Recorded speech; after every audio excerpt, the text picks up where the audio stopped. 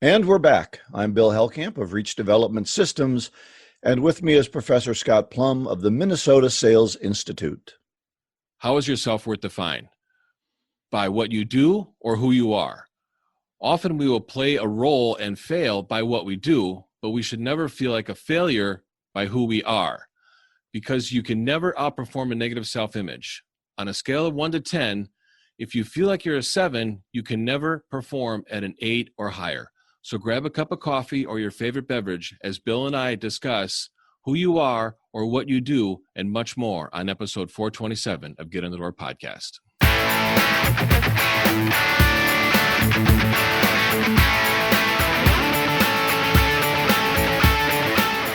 Well, let's get started with the final chapter, the final section of our book club, The Challenger Sale, Taking Control of the Customer Conversation by Matthew Dixon and Brent Adamson.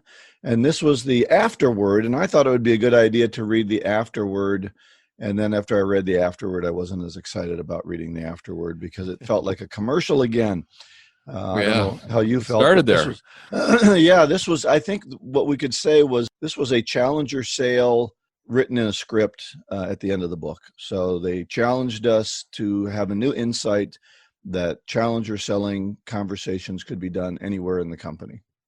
It's kind of the mission of the book is to challenge the reader or challenge a salesperson or challenge a prospect. So right. They challenged us. Yeah. So I don't disagree with it. I think that if you want to take your place at the table in a business, you need to bring new ideas to your internal customers, not just between a company that's selling and a company that's purchasing. So I think that idea of challenging people, bringing new ideas and new insights, that's what the job of all of us is to do, whether internally or externally.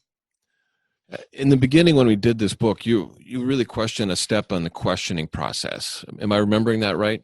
Yeah, I thought they just really moved themselves away from questioning, and they assumed facts not in evidence, as I would say. Mm-hmm. They said, we know more about your business than you do. Let me tell you about your business.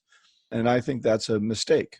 I do believe that you need to go in there with a questioning attitude, but have great ideas and insights ready. And that's the number one thing that I really think I learned from this is I really go in with a lot of good questions, and then I use my own talents and my 30 years of doing this to say, yeah, I can give you a new insight into what you want. And generally I come up with something. Mm-hmm. But what I want to do is really plan and have maybe 5 new insights ready to go. So I don't just have good questions going in, but I also have a path that I want to take them on for customers who don't have a clear path. Sometimes the questioning takes us nowhere, right? And you've been in that situation before. So I want to have some ideas to generate with them. Creating the questions need to be created based on the information that you want to hear or receive. Right. It's where you drive the conversation. And I think with their 3 steps or, their tension circle of teach, tailor, and take control, I think and maybe the authors just assume that the reader is going to be able to teach, tailor, and take control based on the information they want and the questions that they ask to lead to a solution and not lead with a solution. So that seems to be a common theme from the book. Mm-hmm. And sometimes when we're going into it, maybe they just assumed that the reader would interpret it that way and it didn't need a specific step or a specific chapter. It was making an assumption that the information you want, you ask questions to be able to take control, lead to that, and then get the information from the prospect so that you can then present the solution to stick to a problem. Well, I think that's the right approach. But from my reading of the book, all they talked about was you get together with your team and your own expertise and you come up with a solution, a great insight, let's call it, not necessarily a solution. And that's what you present on. And I like your way better. I think your way is right. Have those solutions ready, but your questioning drives which of those possible solutions might be the best one for this client. And I think another assumption that was not in the book, but I think it should be something that every salesperson has and every company that has a sales force has is a strong value proposition. And the value proposition has to be market relevant for today's marketplace. The marketplace is constantly shifting. People are making decisions in different ways. And this book talked about people making decisions more internally, where the decision maker is involving other people, versus 20 years ago, you'd be talking to the decision maker would make a decision and then force the answer downward into the chain of command, and people have to adopt it and follow the CEO. But now it's more making decisions internally. And I think companies need to have strong value propositions. They need to be able to create questions that lead a prospect to a strong value proposition. And the prospect is able to understand and interpret the application of the solution, because value is defined in the application, not in the specifics of a solution. And I think that's one thing that a lot of salespeople miss, is sort of the theory and the visualization of applying a solution to a problem to create value and leading the prospect to that. And I'm being redundant, and I know that, and that's the third time that I've said that step. Department of Redundancy department. So. It is, but that's how we look at it from different approaches, and we start applying it differently, and now that's how we start to learn and apply. Well, what do you do, Scott? How do you... I know that you're good at finding maybe a key decision maker and not starting too low in an organization. When you're discussing a training program with them or a coaching program, how do you drive that conversation down into the people that are going to be getting the training or the coaching? I usually want to have a conversation with the CEO level or the VP. If it's a corporate company and their corporate offices are in Boston and the regional office is here and they've got a regional director, I want to talk to that regional director. And the questions that I ask them is, if your salespeople could do one thing different, what would it be? And I get their vision and their interpretation of the problem. Now, that's their interpretation of the problem. That may not be what I find if I get hired and start doing more of a discovery or investigation as to what are some of the challenges that salespeople come up with. But I at least know their perception of it.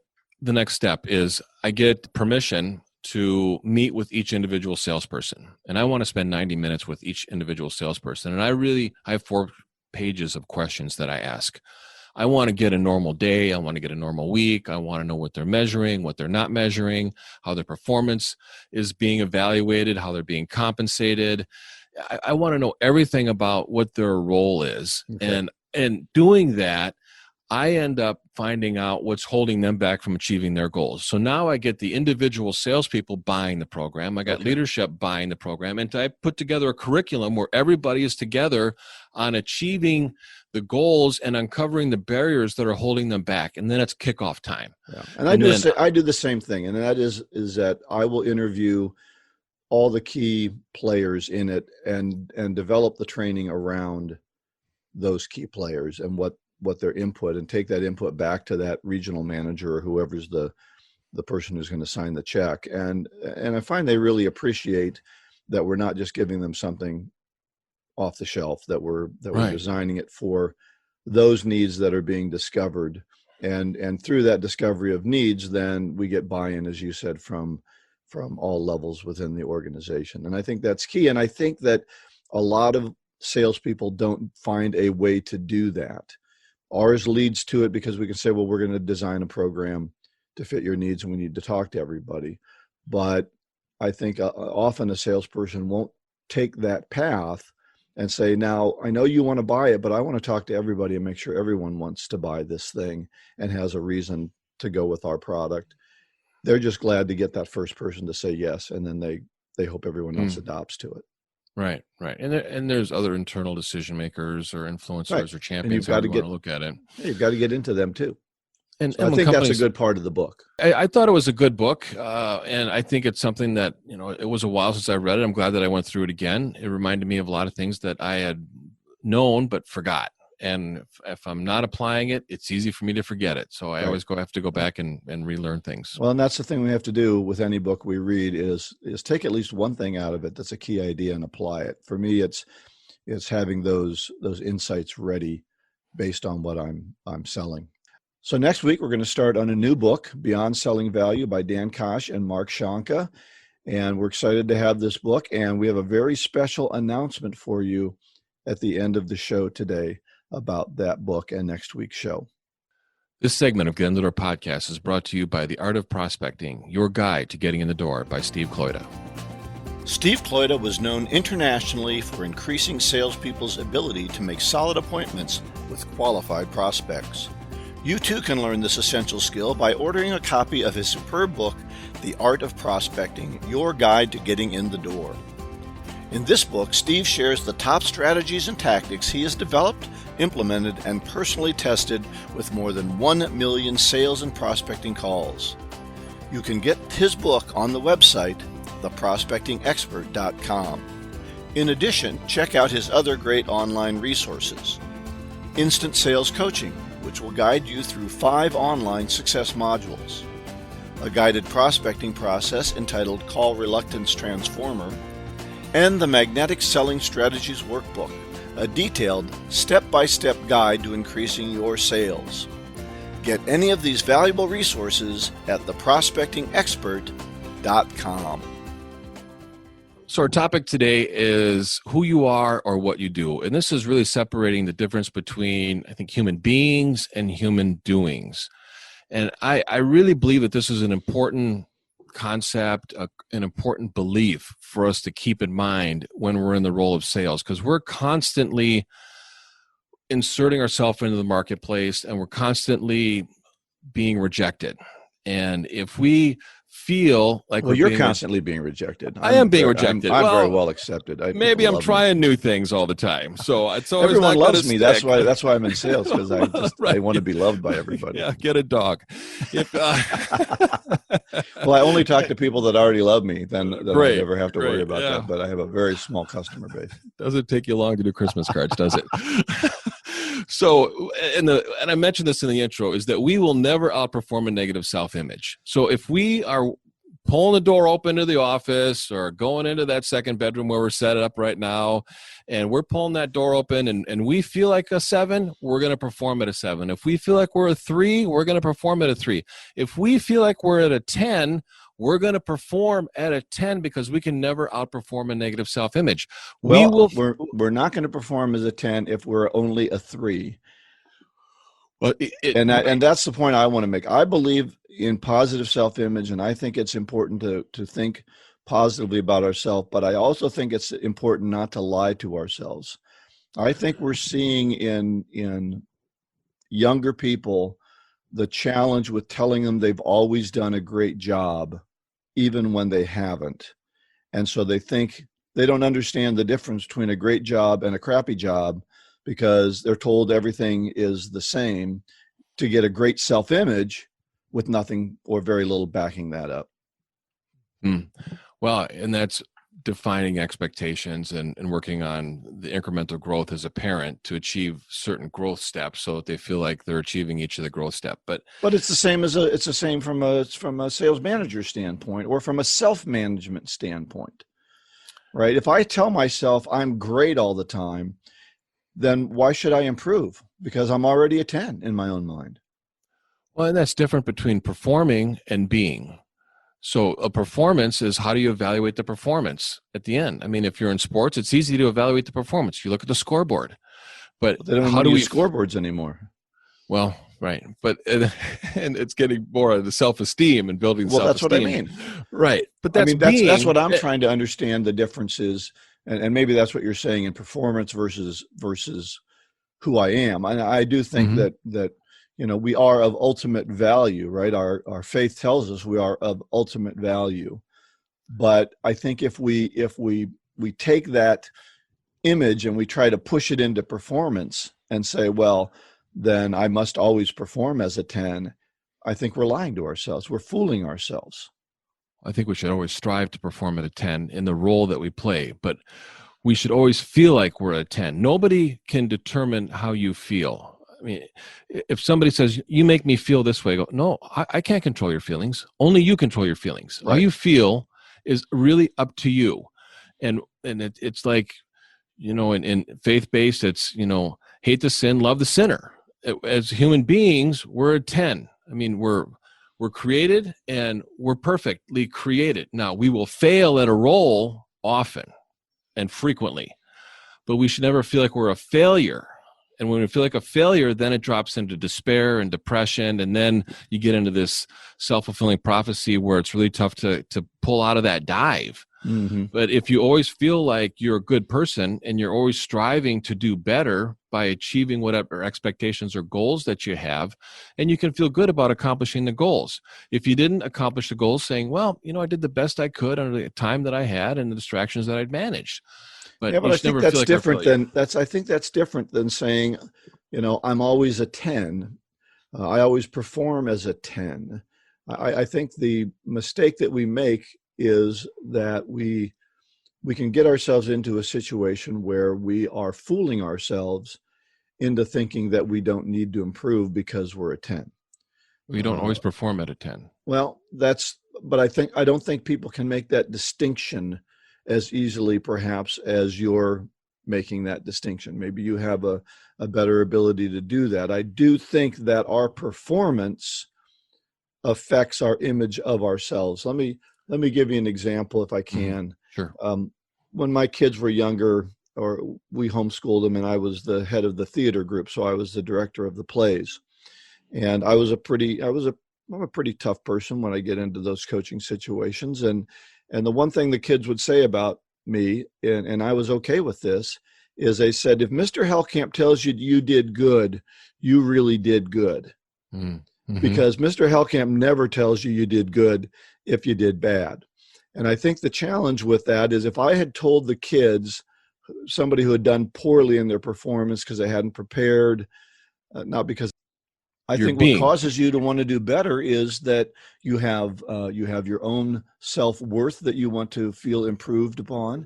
And you also have the responsibility to other people that you want to improve upon. This is what I would say to the kids in the play, because they were homeschooled, they were kind of solo players all the time, and all of their schoolwork was only their own ability to perform. So when we got into the plays, one of the things we wanted to teach them is that you're responsible to other people now. If you do a bad job, you don't have your line ready, you don't come out on time, other people look bad.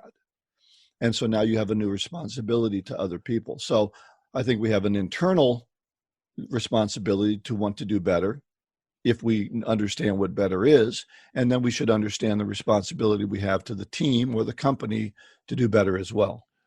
And that motivation comes from who we are, because we could believe in ourselves that we can do better. So we're going to perform better because we're going to feel better about ourselves when we perform better. And when you get the achievement and you reach the goal, you can celebrate and take all the credit, and you deserve it.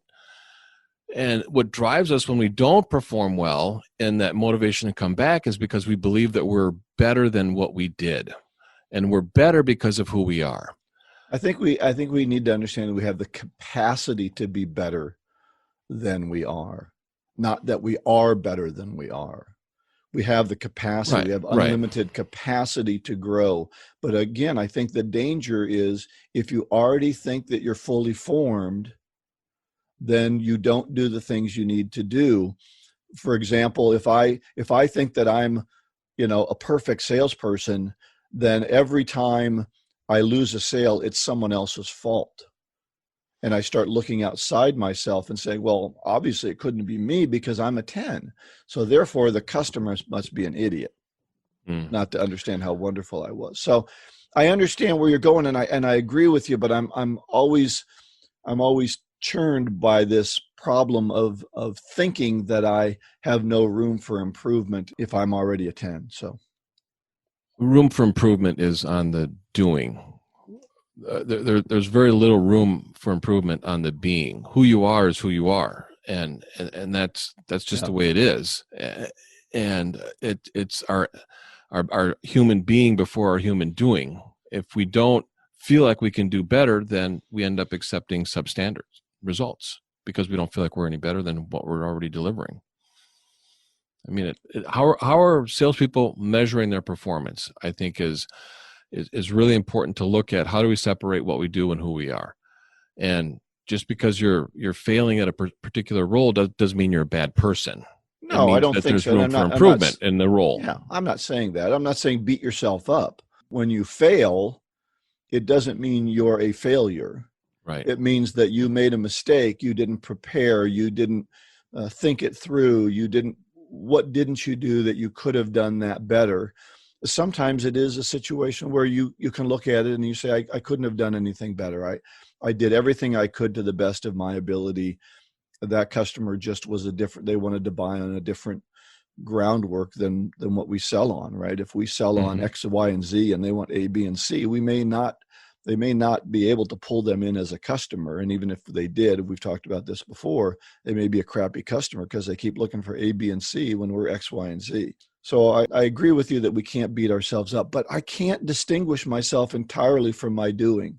Maybe this is the guy in me. I don't know if everyone has the same issue, but I do think that a lot of my self-worth comes from what I do, not just that I'm a child of God. I have to use these tools. It's very normal. I have to use these tools, or I'm not doing what I'm supposed to do, and I'm resting on my laurels.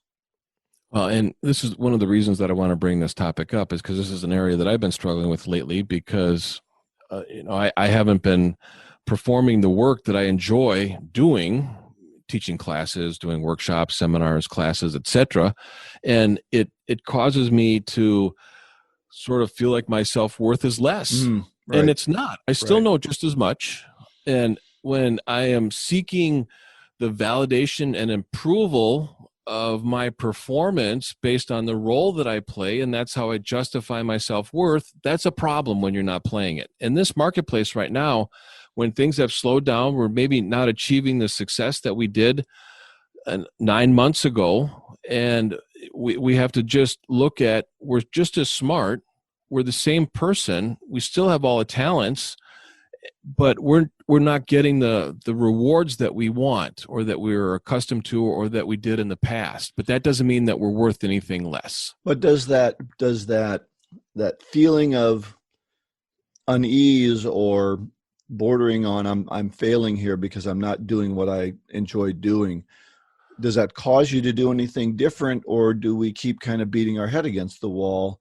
What I'm trying to think about is, how do I pivot? How do I find something different? How do I find customers in a different way? Well, one of the things I had to do is start teaching on Zoom, which I had never done before. You talked about what motivates you, or what does that cause you to do? Well, failure should cause us to think differently. I can't keep doing what I used to do, networking, meeting people at meetings. I've got to find something different to do so that I can find those customers that I know are out there, or change what I'm doing, or find some way to adapt. And everything you listed is a result of an activity. So you're looking at defining self-worth and achieving self-worth based on changing your behavior and your activities. So you're seeking for something different, versus you're just as smart as you were 9 months ago as you are today. It doesn't make a bit of difference if I'm broke. Well, I can be just as smart as I want to be. I know. And I didn't bring in monetary at all. I didn't bring in making money as determining self-worth. Well, but that's, I mean, when we're busy with our work, that's the end result of it. I think the approach that the mindset that you have on self-worth by what you do is very common in men. And like I said, it can lead to a certain amount of question, your own self-worth. It can lead to a certain amount of despair and depression, which is really sad. And we can look at the numbers across the country here when it comes to the effects on the economy and our attitude and doing something stupid. And then we can look at, how are we, getting our self-worth back by what we do? I mean, whose validation do you seek? And I think is another question, that whose approval do we seek? And a high need for approval is very common for salespeople. They want to be liked. And when you go into a conversation wanting to be liked, the prospect controls you. When you go into a conversation going, I want to be respected, and which means moving past just being liked, but I want to be respected by who I am and also what I do. Yeah, and you bring that. I don't think in a business conversation with a customer, they're looking at you and saying, I don't care about what Scott's presenting to me, but as a person, he's a great guy. I think they're looking for a solution, and that's part of our own achievement and our own self-worth, is by being able to take those opportunities and do something positive with them. That builds our self-esteem. Our self-esteem, I just don't think our self-esteem can just come from one source. I do think, at least for me, it is in the doing. And that says that I'm able to overcome challenges and do something. Sitting around like a lump worried about COVID-19 and hiding in my house with my mask on, it just doesn't do it. I've got to make something happen, and that will help me overcome those challenges I have. Mm-hmm. I don't disagree with that at all. Yeah. But you're saying don't let it ruin you. Don't let it. Right. Be able to separate it and know that every day you've got a chance to create a new beginning. Well, that's the key, right? It gets down to a golf game. Every shot that you make is a chance for you to improve your game. Well, not me, but I do say I only own a set of clubs when people ask me if I play golf. So that's that's not really fair. But yes, you can't go back, and there's no value. There's no value in just beating yourself up over whatever it is, failure in a particular sale or dealing with the challenges of COVID. You can't go and say, okay, I should have done something the last 6 months that I didn't do. What are you going to do today and moving forward to make that? But then that's all in the doing too, right? It is, yeah. It's all in the activities. So good chat. Yeah, well, I don't think we're far apart, but it's I get into these chicken and the egg arguments a little bit, right? Which came first? Do we start with self-esteem and then we work better because we have it, or do we work hard and then we develop a self-esteem and it rolls that way? So one way or the other. Yeah. I know you told me beforehand that you don't have a resource you want to do. I do have an article that I wrote a number of years ago after my father died that I want to refer people to, Lessons from My Father. It's on my website, and we'll link to that. This segment has been brought to you by the Jumpstart Sales Coaching Program, presented by the hosts of the Get in the Door podcast. Business is heating up, and now is the time to get back on the selling track. While others wait for the market to improve, prospects and opportunities await you now. Perhaps you want to be more productive on your prospecting, or you'd like to increase your closing percentage. Maybe having meetings online is not as comfortable as being in person. Sales reps are telling us they need some honest accountability and skill development to rise above the competition. Whatever your reason, this is the perfect time to engage with an experienced sales coach. That is why the host of Get in the Door podcast, Professor Scott Plum and Bill Hellkamp, have developed the Jumpstart Sales Coaching Program. For only $495, you can receive personal coaching from the same sales professionals you enjoy on this podcast. It all starts with a discussion to give us your insights into your specific goals, challenges, needs, and motivation. After your 1-hour online session to jumpstart your coaching process, you will receive 5 more half-hour individual coaching sessions to enable you to make improvements over time and create new habits. Most salespeople make their money back with just one sale. Go to getinthedoorpodcast.com to contact Bill or Scott about the Jumpstart Sales Coaching Program. Do you believe you deserve better results? Now is the time to invest in yourself and invest in your future. So our golden nugget is from C.S. Lewis, easy for me to say, C.S. Lewis. The future is something which everyone reaches at the rate of 60 minutes an hour, whatever they do and whoever they are. And I like that because it tied into your whoever. Perfectly. Right? Yeah, it was good, wasn't it? It was really applicable. So I think what he's saying there is we all have the same 60 minutes. How are you using that time? Mm-hmm. It causes us to really think about how are we trading our time. I always think salespeople are hired for one thing, that's good judgment. And every day they have to go out and make good decisions. And good decisions are based on what are you going to trade your time for? Yeah. Yeah. Too often we find ourselves doing activities of little or no value, but we do them because they're comfortable. Right. So true. Yeah. So everything that we talked about today will be on our show notes at getinthedoorpodcast.com. And next week, we will be working on the foreword, the preface, and chapter 1. Sounds like a lot, but it's only about 12 pages of Beyond Selling Value. And chapter 1 is called It's a Jungle Out There, Today's Selling Challenges. Our topic is going to be that Dan Koch, one of the authors of Beyond Selling Value, will be our guest. And so we're very excited about that. It's going to be a great kickoff. That's right. Go out and get better one skill at a time. Joyful selling.